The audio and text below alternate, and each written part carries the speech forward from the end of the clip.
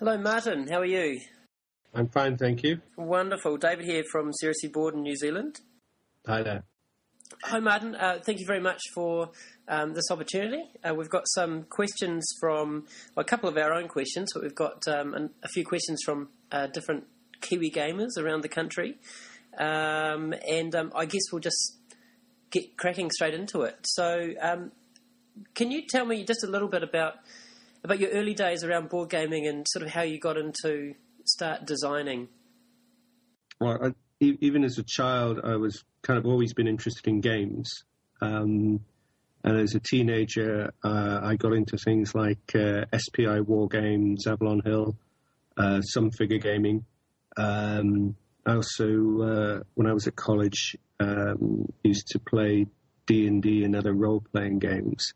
So I've always kind of been interested in games. I did a year working Games Workshop, which was very useful, taught me a lot about the games that were around then. But I didn't actively start thinking about designing games until I hit, well, in my late 20s, just as the kids came along. Can't explain why, just something I felt like doing. So I started actively designing games in the early 90s. The first design that I managed to get to the point where it was worth playing more than once was Lords of Creation, which was published, I think we did that in 1993. And then we redid it and took it over to Essen in 1994. So that was the first Warfrog game. So Warfrog was what we were called then. And then it's just kind of carried on from there. I think going to Essen was the key thing, because that made me aware of the size of the German market and also gave me contacts into that market that I could use, contacts with other companies, other designers. And since then, from the beginning, it'd always been my dream to make a living from games. And I've now reached that point, although it's not a great living. But it's taken many years to get to this point. Well, yes. I mean, if the first one was out originally in about 92, 93, I think you said you've almost been at it for 20 years. So yes, you've certainly got a few design hours under your belt. And we've got a question here that was a bit of a merged question from a couple of people, Russell from Taupo and Mark from Whangarei, who are quite curious. It's probably a question you've heard before, but of all the games you've made, which one is your favourite design and why? See, I do get asked this question a number of times, and I have to admit, my favourite, it changes. Is very much... Is it a bit like asking you who your favourite child is? Well, to a degree. I mean, you appreciate... Sometimes it's more a case of there's certain things that you really appreciate, that I particularly like in a game, rather than the game as a whole. I mean, an example would be with Struggle of Empires. My favourite bit of that is the alliance system, and I'm really pleased with that and pleased with the way it works. The other stuff around it is kind of there because it has to be there. For a while, I was really pleased. Automobile was my favourite game for a while because, again, I was quite... Sometimes when you design a game, it turns out in a way that you don't expect. This idea that you can design a game and mould it into exactly what you want is, in my opinion, rubbish. Sometimes games turn out well, sometimes they don't, and it's difficult to say why they do. But Automobile, I felt, came out as a relatively straightforward game with just one simple track, managed to capture a lot of the elements of the car industry. So I was quite pleased with that. At the moment, my favourite games, there's a game that's going to be coming out later this year, which is based on A Few Acres of Snow, which I still enjoy playing because it's so variable. This is Mythotopia, which has just been announced on the Geek in a low-key manner. So that's presently one of the games I look forward to playing. And that at the moment, that would be my favourite. But it will change. Do you tend to find that it tends to be largely affected by what you're working on at the time? Or does your latest design tend to be, because you're focusing so much on it, that you sort of commit a lot of energy to it, that sort of can often sway the decision?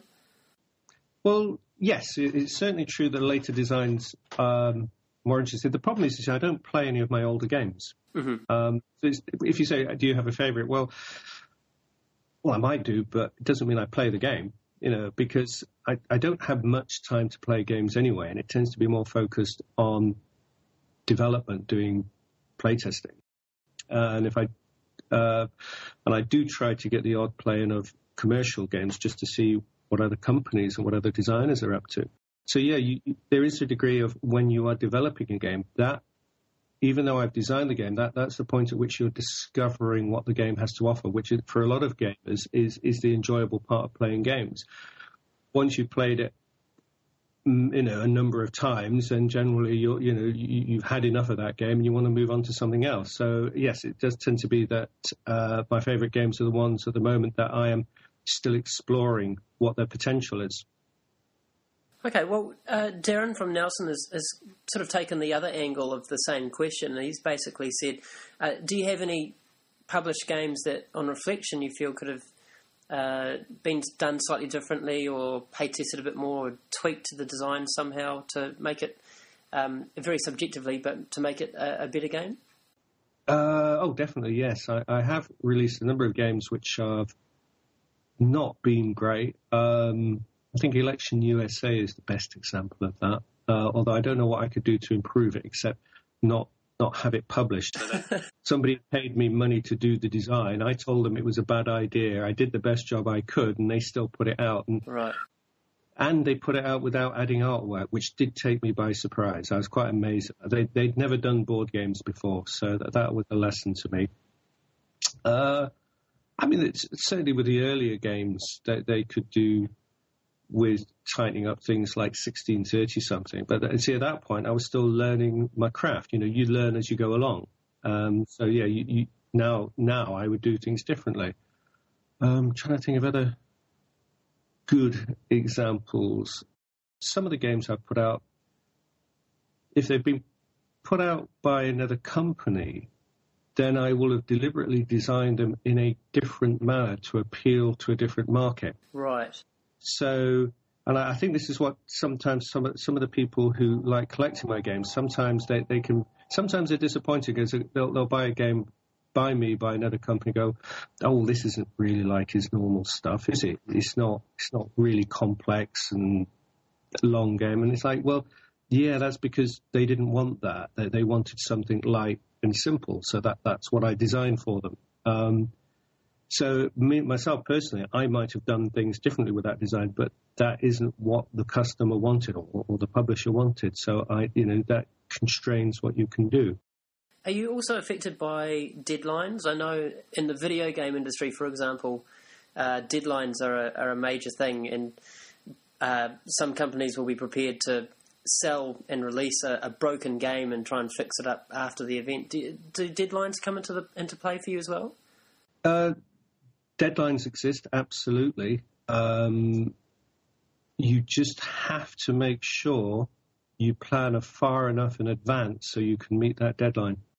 It's just simply giving yourself breathing room to say, right, okay, we know we need this game out by such and such a date. We better start the design work now and get on with it.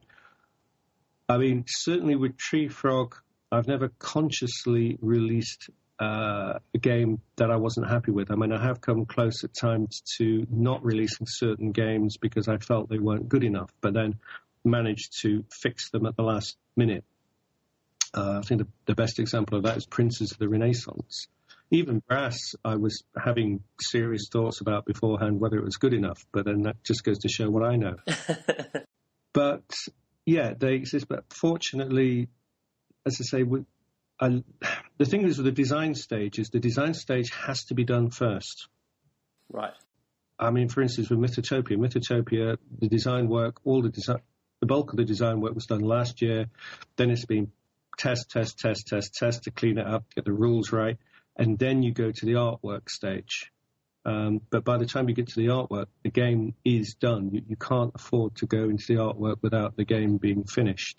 Okay, well that sort of leads into a question from Toby in Tauranga, and he wants to know, how far back do you strip the mechanics of a game during the design process before you sort of start adding finer details and theme and that sort of thing, and tied in with that, how do you ensure that the basic mechanics of the game stay true to the theme and the feel of the game?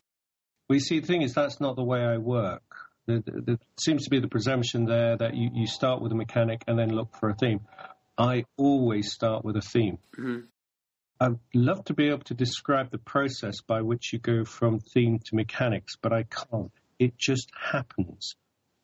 What in general, the process is read up about the theme, let ideas bounce around your head, and then something just pops out. Mm-hmm.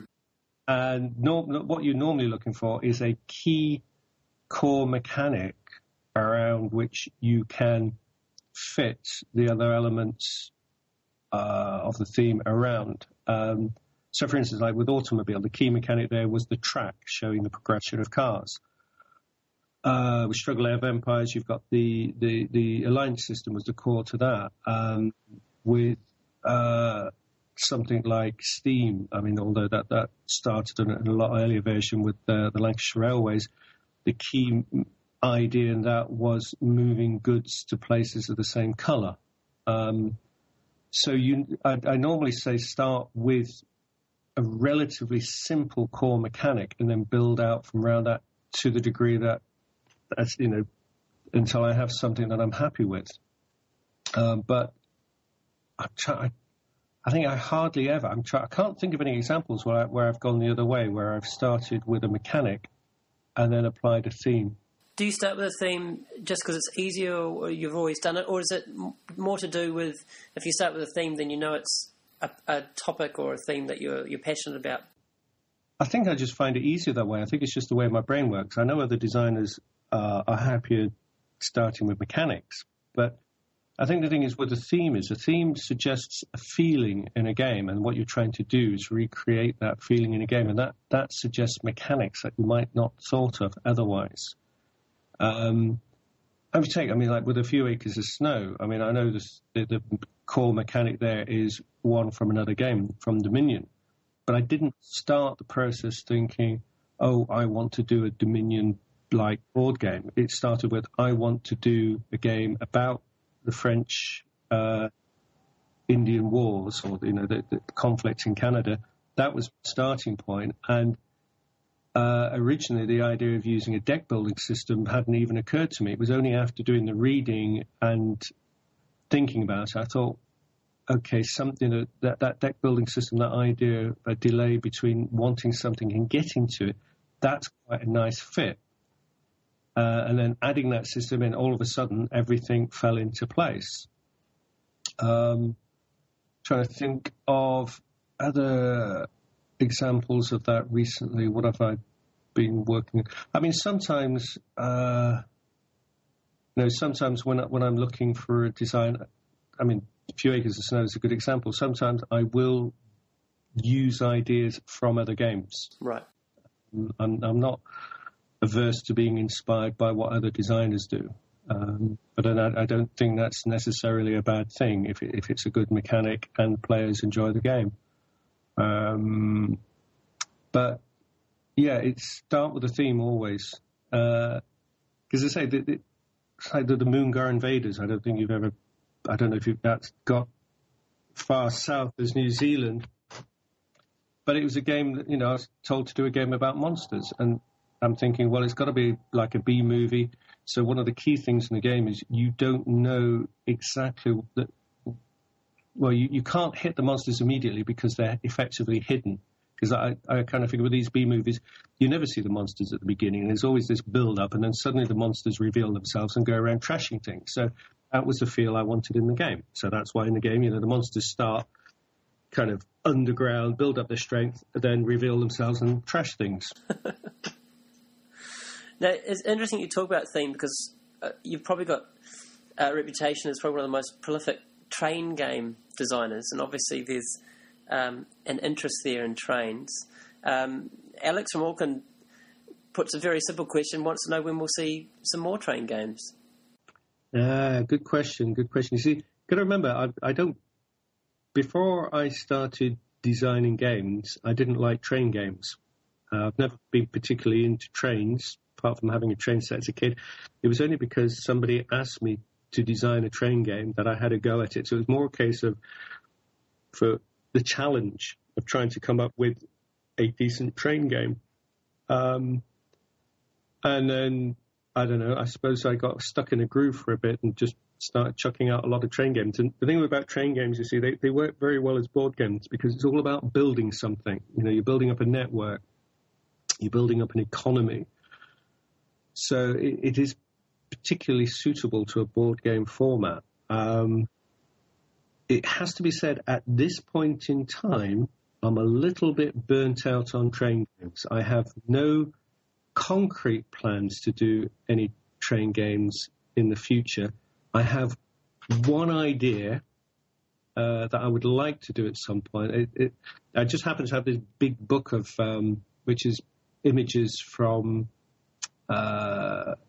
different etches of the history of trains. It'd be lovely to do a game about the world history of games, not just focusing on one place, but doing something that handles building trains in Africa and Australia and India and America, but all at the same time. But that might be a little bit too ambitious. If anyone can do it, I think you can, man. Well. Now, as far as you may be burned out on train games, but certainly one of my favourite games of your designs of all time has been Railways of England and Wales. I've really enjoyed I played a fair bit of Railroad Tycoon earlier on, but I love the map with Railways of England and Wales and how tight it can really be, and how there's everything's so much closer together and there's always sort of something going on. But one of the other of your games that's my favourite, which is quite in contrast, is Discworld Ankh-Morpork. Okay, yeah. Yeah, now I say that's in contrast because Discworld Ankh-Morpork really seems to be summed up, I guess, as play a card and do what it says. So, is that? Do you often get that sort of response where we have people loving games that you've made that are completely contrasting to each other? I think that the Discworld game in particular has. I said it's going back to an earlier point where certain people seem to expect a certain thing from me. Sometimes they're either disappointed or slightly surprised because I don't always deliver the same game over and over again. Again, and it's also about designing for your audience. Yeah. And also being true to a theme. And for me, the Discworld game, it is a lot different from a lot of the other games I do. That is absolutely true. It is not a gamer's game as such, but it was never designed to be. And if it had have been, it would have been a mistake. I mean, first of all, the theme. You know, it's Ankh-Morpork. It's got to be chaotic. If you had a serious kind of economic building game in Ankh-Morpork, it would have been an abuse of the books, because that is not what the books are about. The books are about crazy stuff happening in no particular order. Also, it's the audience. One of the things I'm quite passionate about is trying to bring new people into the hobby. Yes, absolutely. It's very easy to keep geek gamers happy. You just give them the same stuff over and over again. You know, lots of points they can spend on different actions, and they lap it up. They love it. But you're not expanding the audience with those kind of things. So I wanted a game that a non-gamer could sit down and play, which is why you have the simple core rule of play a card, do what it says on the card. But then just add enough meat on the bone that a gamer would also be happy playing it, so that so a gamer can take the game and maybe it's got some friends who are not gamers but might like the books and say, hey, why don't you play this? And that's a way of drawing people into the hobby. And so that was really the reasons behind why that game is the way it is. Now, I know some people have criticized the game for being chaotic, but I've also got a lot of other people who said to me they absolutely love the game, because people who are non-gamers don't care about planning. They don't mind chaos. They're happy with it. So, and that game is about just having fun. That's all it is. It's just about having fun. It's not about who's got the best plan, who is a player. It's just, social interaction. And it's a great tool for this. It's fantastic. Simon from Hamilton was asking about Discord Ink Morepork, and he was wondering if you were a fan of Terry Pratchett's books before you went into it. And then he's added a little note and said, "Did you also know that the Morepork is a native New Zealand owl?" Well, two things. First of all, I wasn't a fan of the books. I went into it for commercial reasons, because I wanted to design a game around a license. And I couldn't honestly say I'm a fan of the books now when I've read them all. What I would say, though, is I think having read them all, I would say I absolutely, totally appreciate the level of detail created. I think when you, certainly because I read them all in a year, there's not many authors who can create a detailed alternate universe. I mean, there's a lot of fantasy books out there, but the kind of world they create tends to be sketched in. But the fact that Ankh-Morpork is a city, I think Ankh-Morpork has to be the most detailed, non-existent city in existence. And it really is. I mean, you're probably not aware of this, but they're... one of the spin-offs from the game is that the people who helped me with the game, Bernard Pearson and the people at Discworld Emporium, have been working on an updated map of the city where every single street is mapped. Every single street is given a name. And it's amazing, an amazing level of detail. And that essentially has all been created by one person. So even if you're not a fan of the books, you have to admire the level of creativity and work that's gone into that universe. It is a massive achievement. And going on to the owl, no idea, hadn't had a clue. I'm surprised my stepdaughter hadn't told me, because she's really keen on wildlife and she should have spotted that. Well, my understanding actually is that Terry Pratchett didn't know initially, and that he later found out and started incorporating the bird into the coat of arms of Ankh-Morpork and that sort of thing. So, I wasn't aware of that. Yeah, so I think it was a mistake, but us Kiwis will claim that as one of ours. Sam from Christchurch was wondering if you're planning on any expansions for Discord Ankh-Morpork. I'm not. Expansions where when you do something like a railway game, you can do a new map. I'm not a big fan of expansions that build on a game. What I will say, though, is Ankh-Morpork will not be the only game based in Discworld. From the very beginning, I'd intended this to be a trilogy. So the second game is already done and designed and is in development. But rather than being on Ankh-Morpork, the second game will be about the witches. Mm-hmm. Because this is it. You've got, Ankh-Morpork is only one part of that world. There's a whole world there to look at. So Ankh-Morpork is done. The Witches is a body of work kind of on its own. So that seems to be, that's an area of the world that is worthy of a game in its own right. And then the final game will be a game that looks at the whole of Discworld. Because, what's nice is Terry effectively has already given a kind of... effectively, Discworld is a game. Because in some of the books he talks about the gods rolling dice and moving characters around the world. So he's already created a game there for me, because the players can just be gods and manipulate these people. That is absolutely justified an approach to that. So eventually there will be 3 games set in Discworld. And they'll all be board games? You're not looking at any card games or anything like that? Those will all be board games. I have been knocking around some ideas for card games. It may happen.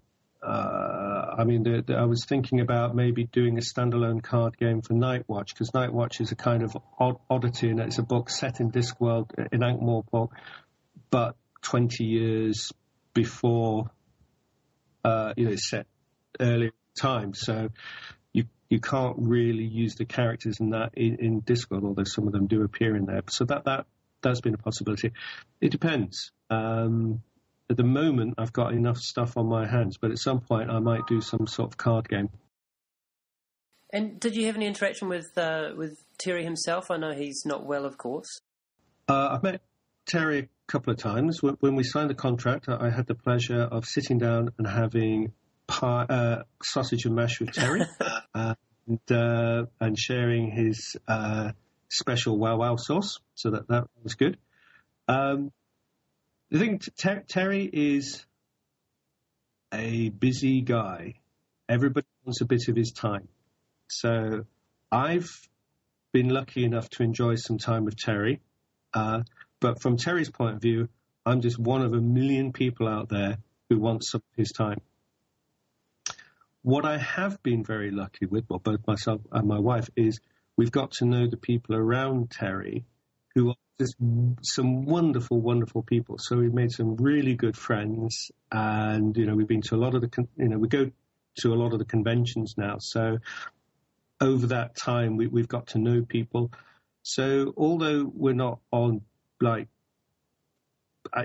Terry wouldn't know me from what a number of other people it comes into contact with on a weekly basis, but as I say, we are lucky in that we know a lot of people around Terry who are some really nice people. Philip from Auckland has asked if, in light of the new Hobbit game, which was mentioned in the same same thing on the Geek that you mentioned earlier, the Hobbit game that seems to be in the works, does this sort of mean you're beginning to take a shine towards fantasy-themed games, which I guess is sort of answered by the Discworld and Morpork being in existence as well? Two strands to this answer. The Hobbit came about purely by accident because I happened to be talking for other reasons to the person who I was talking to a German friend of mine who works for Cosmos, or he works for TM Spieler. Mm-hmm. He mentioned that they were looking for a Hobbit card game, that they had a number of prototypes. So I said to him, so would you be happy to look at another prototype? And he says, yeah, you got some time, whatever, put something together. So I had a word with a guy who's a license holder, said, can I have a go at this? And he said, yeah, whatever, I'm not paying you to do this. So I only did it as a challenge. And as it happened, I managed to knock something together reasonably quickly, and they liked it, so they decided to go with my design.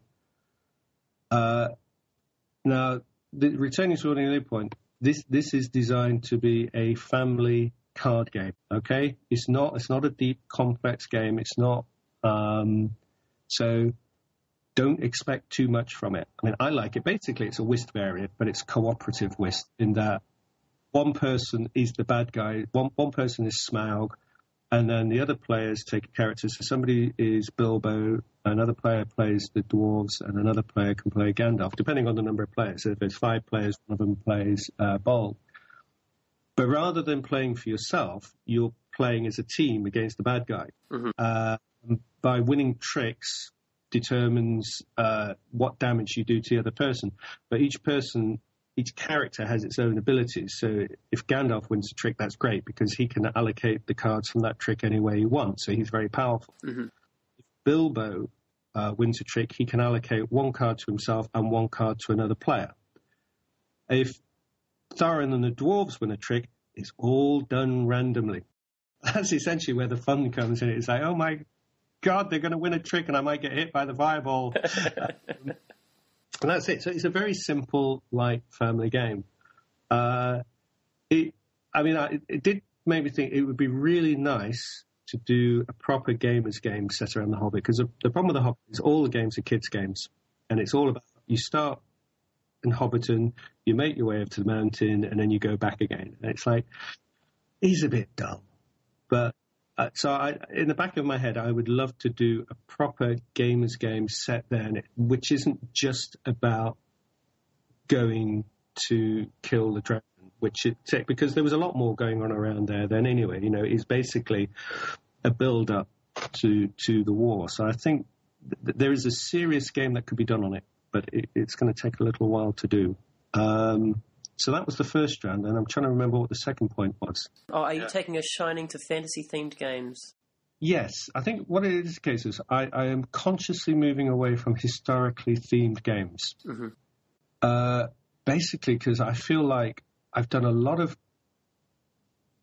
history, I've done lots of different periods, and I'm kind of feeling a little bit burnt out on that. And the thing with the historically themed games, it's all about trying to tell a story. It's just the story you're trying to tell is stuff that really happened. Then there's no reason why you can't apply the same thinking to stuff that hasn't happened. So the Discworld game is an example of that. You do the reading and you try and do a game that reflects the reality of those books. So yes, I am definitely moving into more fantasy, sci-fi themed games. And does this mean that you're a Tolkien fan? Oh, I love Tolkien. Yeah, no, I mean, I absolutely love Lord of the Rings. An amazing book. I mean, when the film came out, I mean, I did do a couple of designs that I tried to get published, but there was so much competition around then.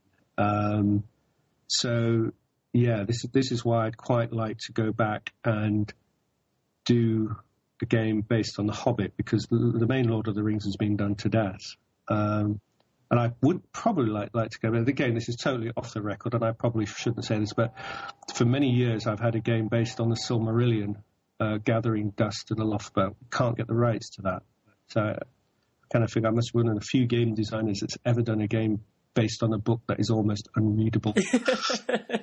It's quite a feat, I must admit. Now, Tolkien's very popular in New Zealand. I mean, as he's popular in most English-speaking countries. But one of the reasons, obviously, is because the films were made here, and there's a lot of New Zealand scenery and that sort of thing. That sort of in those grandiose, wide-scaping scenes. And this is sort of the back end of the interview where we normally ask the designer who's on the hot seat if they've ever been to New Zealand or if they'd ever, like to visit someday or something like that. But we understand you've got a bit of an announcement around this. So I guess the question is, do you ever plan to come to New Zealand? Yes, I do. Beginning of January. Julie and I are planning to emigrate to North Island. Hooray! So yes, we are coming to New Zealand, unless something goes horribly wrong. I mean, the situation at the moment is everything seems to be going okay. We've just sold a house. We're going to move into rented accommodation next week. Mm-hmm. The application form for the business visa goes in next week. And our immigration lawyer thinks, he doesn't take on a case unless he's 98% sure the answer's going to be yes.